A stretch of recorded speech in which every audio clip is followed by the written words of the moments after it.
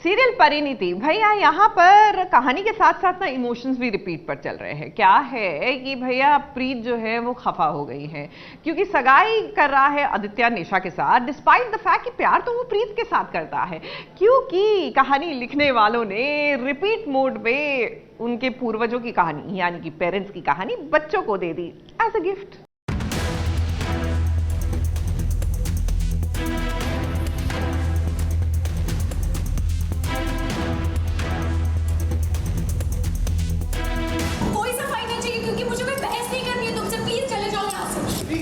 मुझे तुमसे बात करनी है।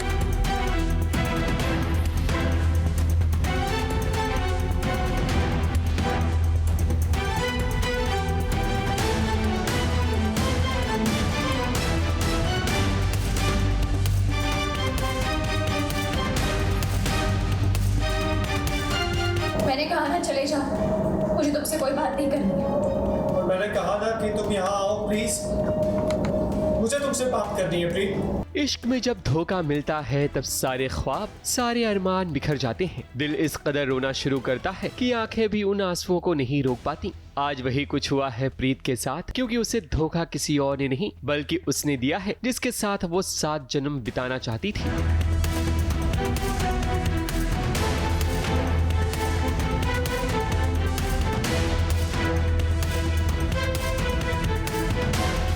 देखो आदित्य, बस बहुत हो गया, अब मैं तुम्हारी बातों में नहीं आने वाला। इनफ। बात दरअसल ये है कि प्रीत को पता चल चुका है कि आदित्य की सगाई निशा से हो चुकी है, और आदित्य को जब ये एहसास होता है कि प्रीत को भी पता चल चुका है तब वो भागता हुआ प्रीत के घर आता है ताकि वो अपनी भावनाओं को व्यक्त कर सके। मगर प्रीत है कि आदित्य की एक भी बात मानने को तैयार नहीं है। मैं तुम्हें सब कुछ बताना चाहता हूँ, मैं खुद तुम्हें बताना चाहता हूँ कि क्या हुआ प्लीज, पर मैं चाहता हूँ तुम मुझसे गुस्सा हो।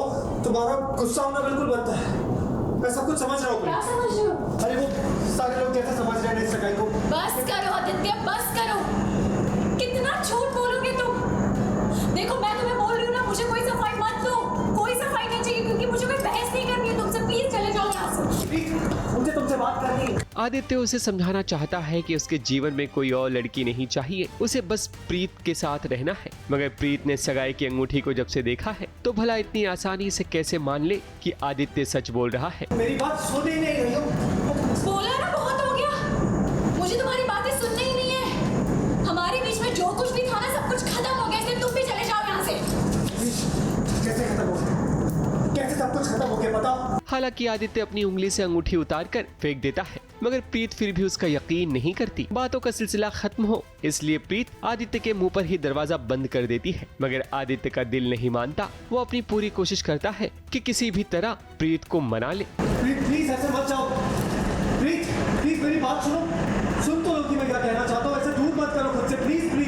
आदित्य आपको चाहिए कि प्रीत को थोड़ा वक्त दें ताकि वो खुद को संभाल सके और आपकी बातों पर भरोसा कर सके, क्योंकि गलती तो आपने की है तो थोड़ा सब्र के साथ थोड़ा प्यार से प्रीत को समझाने की कोशिश करें। और हमें पूरा यकीन है कि एक न एक दिन प्रीत आपकी बात को जरूर समझेगी। ABP news report.